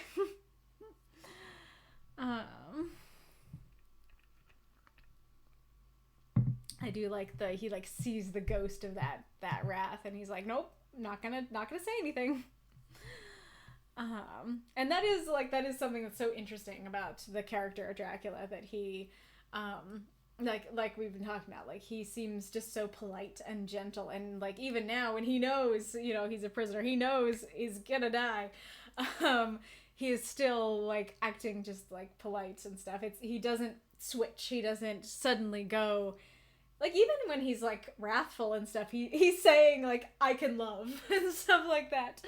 And so he doesn't suddenly, at least not yet, yeah, he doesn't suddenly turn into this horrible growling monster. Like, he's still the polite Count that he knew. It's just like there is something more behind the eyes now, and I think that's really neat and almost scarier in a way, again, because that's like more realistic in a way.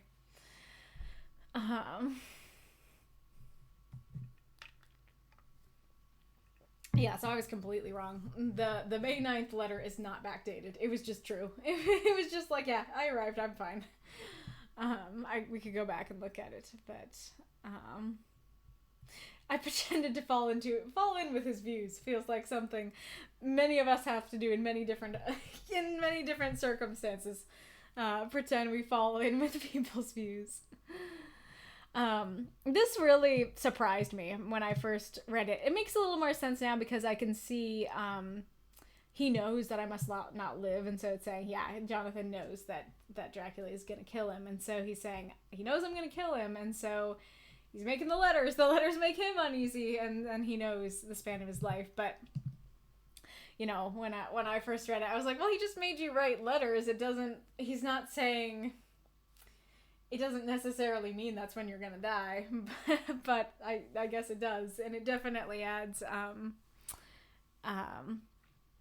it definitely adds suspense to know, okay, June 29th is the day, so he needs to escape before June 29th. It adds a timer.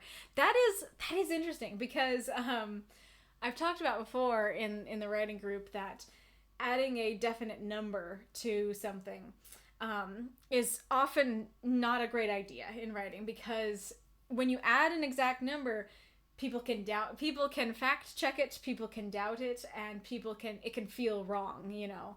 Like if you say like like there was like a fish in one of the stories that I read, and it was like an exact pound number on the fish, and we looked it up, and there was actually something off about that number. And so I was like, well, actually that kind of would have worked better if you had not done the number and just said like it was really big, it was the biggest one I'd seen. Then we can't really deny that, we can't look that up. And you know, last week with the 7 minutes thing, right? That's saying like, oh, I have 7 minutes, you know, before this thing happens. And then the conversation in the story doesn't seem to take 7 minutes. And so, you know, I really liked that line, and I liked the suspense that it added, but that is the risk of that exact number of 7 minutes. Then we as the readers can read the story and go, this doesn't feel like 7 minutes. And maybe it's something specific to dates, but this works. So saying June 29th is going to be your last day. I guess part of it is because the exact number isn't what matters so much as I know when I'm going to die. And we kind of know that's going to be in like a little over, well, more than, wait. Well, I'm more tired than I thought. But yeah, that's like in a month.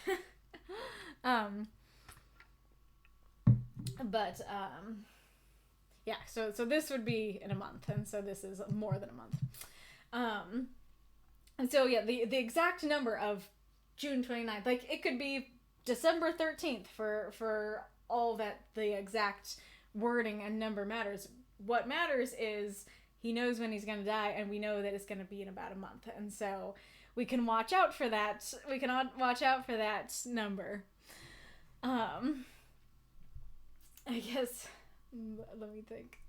Because it wouldn't work if you said something like, on the day of Flurmiller, I'm going to die. And so then we as the audience are now looking out for the day of Flurmiller. You know, the exact number isn't, we can't, you know, look that up and be like, I looked it up and Jonathan Harker did not die that day, you know, because it's all, you know, fiction. He's not a real person who really died. But computer's being a little weird. But yeah, so all that to say, like, in this case, giving that exact date and number really adds to the suspense and works a lot, because now we're looking out for, okay, what date is it? What number is it? What's going on? Which I think is really neat. So, yes, it has been fun. I hope that you guys have had a good time. I will see you next time. I think the next one was the 31st. Oh, the 28th. So the 28th and then the 31st. So I guess it'll be a little bit before we have some more Dracula to read. So it might be some Pride and Prejudice weeks before more Dracula. But yes, this is a good time. I'm glad I'm keeping up with it. I hope that you guys are enjoying it. Yeah, I will see you next time. Have a good night. Oh yeah, and I don't know if anybody's here to give me somebody to raid, but if anybody's here to give me somebody to raid, please say so now. Where did my phone go? Oh, my phone is in Hamlet. I can maybe try to look up somebody to raid, but I don't know how to find a fitting person to pick. Is there anybody streaming books? Just me. Just me streaming books.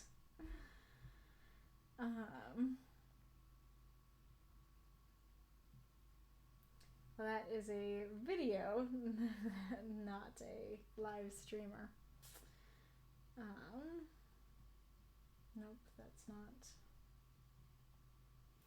Yeah, I don't know. And so, I guess maybe I'll just get going because I'm not sure who to rage today. But yeah, I hope that you guys have a fine evening. It has been fun. I will see you next time. Bye bye.